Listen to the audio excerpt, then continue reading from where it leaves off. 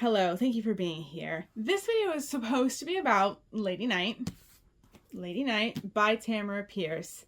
This is the fourth book in the Protector of the Small series, and I absolutely love this book. I really want to tell you everything about this book. Spoilers, spoiler warning, because I don't have a script, and who knows what I'm about to say, but spoilers are going to be in there. But I'm not going to summarize this book. I don't want to, because I want to tell you everything about this book, and that would just be much too long of a video.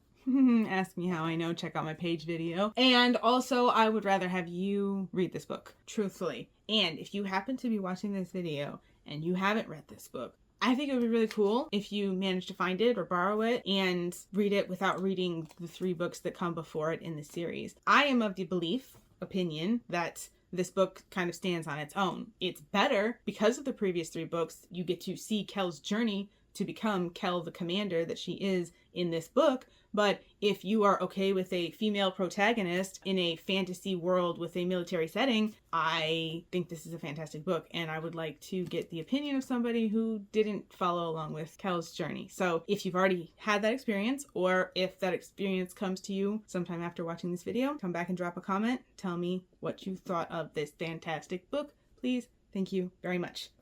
What I really just want to say about this book is, for those of you who have read this book recently or 20 years ago, do you think Kel was set up by George or John or Miles or somebody else? Not like Kel specifically, but also Kel specifically. Alright, so what am I talking about?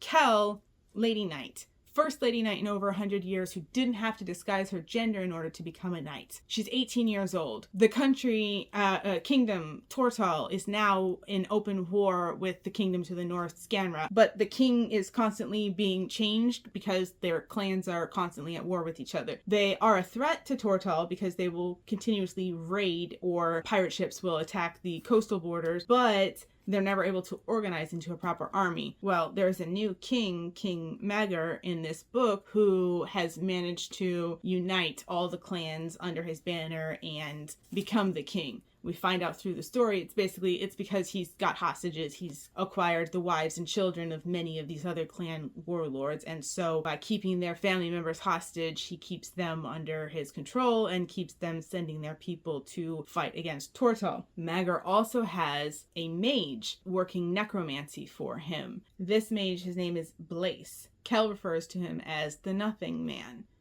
because he is a nothing man. With his talents or studies in necromancy, what Blayce has created for Maggur is what is called killing devices. They are powered by the souls of the dead. Blayce specifically uses the souls of children, not because he needs to, but because he chooses to. This is the illustration. So those things are 7 feet tall. They have 4 arms and 2 legs, and each arm and leg has 2 elbows. Their fingers and toes are steel knives. They have grinding steel teeth in a helmet-shaped jaw and a spiked ball at the end of their tail. It isn't just that they are fast, it is that they are terrifying. They can cut up whole squads and keep on going. So they are the tanks of this war setting, this fantasy war setting. They are the cusp of industrial development, except it's not coal and steam, it's just magic and souls, specifically the souls of children. Now, Kel. How was Kel set up? She became the First Lady Knight, and now Tortall is about to go to war with Scanra, and Kel fought in person.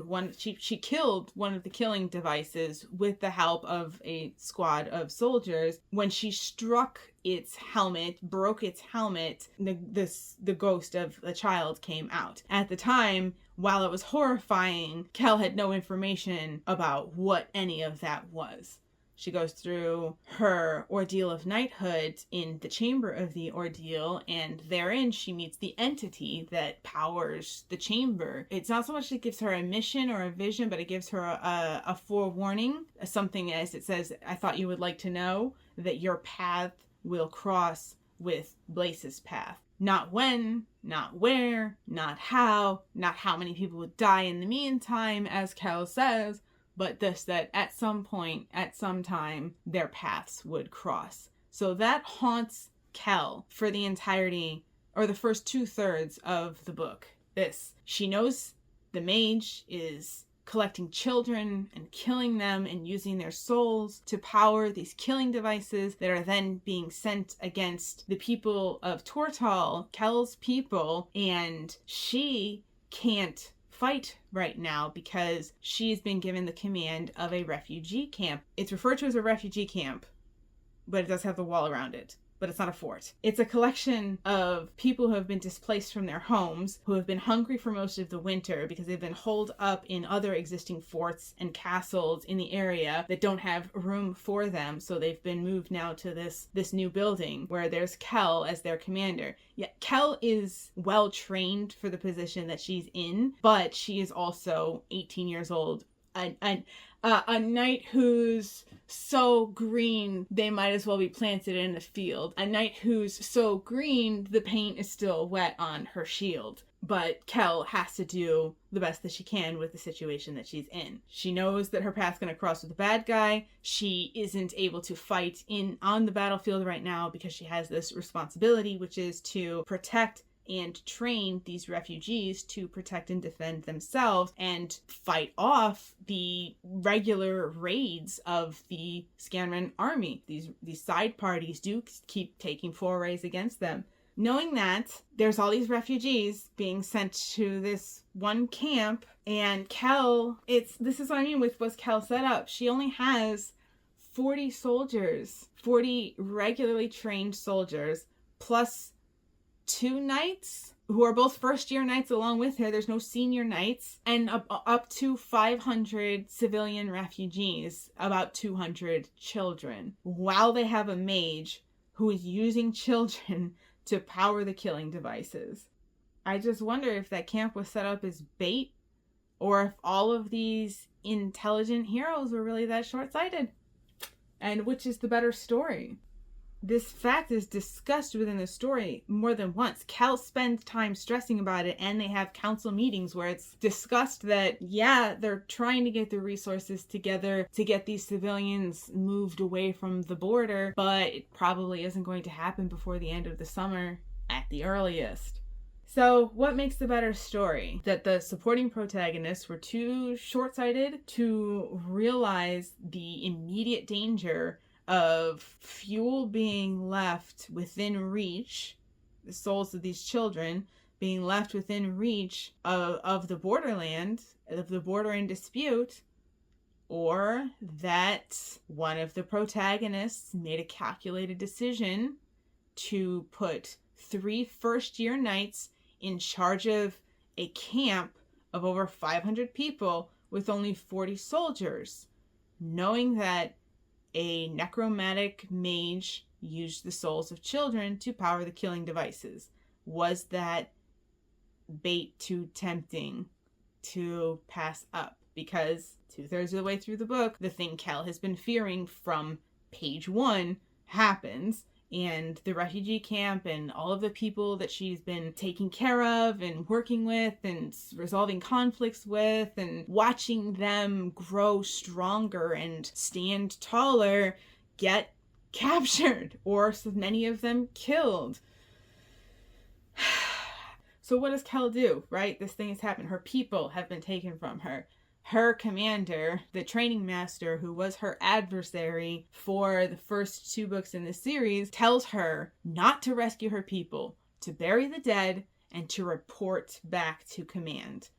Kel defects. Kel is the protector of the small, even though she has not been so named yet. She is going to accept that she will be executed for treason, or at best exiled, but she is going to abandon her post, defy the order, and go rescue her people. Luckily for Kel, she has proven she is someone worth following to her friends and to the men that she has commanded, because she does not spend more than a night traveling by herself before first one squad of the men who were with her when she was becoming a squire kept up with her. And then there's a boy who Kell rescued at the beginning of this book, Toby. He has horse magic. And Owen, who was a year younger than Kell, he's still a squire, but he's like a little brother for Kell. So Toby and Owen catch up to them next. They're going to come along and they're going to rescue Kell's people because they're Toby's people too. She understands that. And finally, a handful of Kell's age mate young knights catch up, as well as a couple of squads of the men that are left who served under her at the refugee camp. All in all, between 30 and 40 men show up to go with Kell to rescue their people. And they do.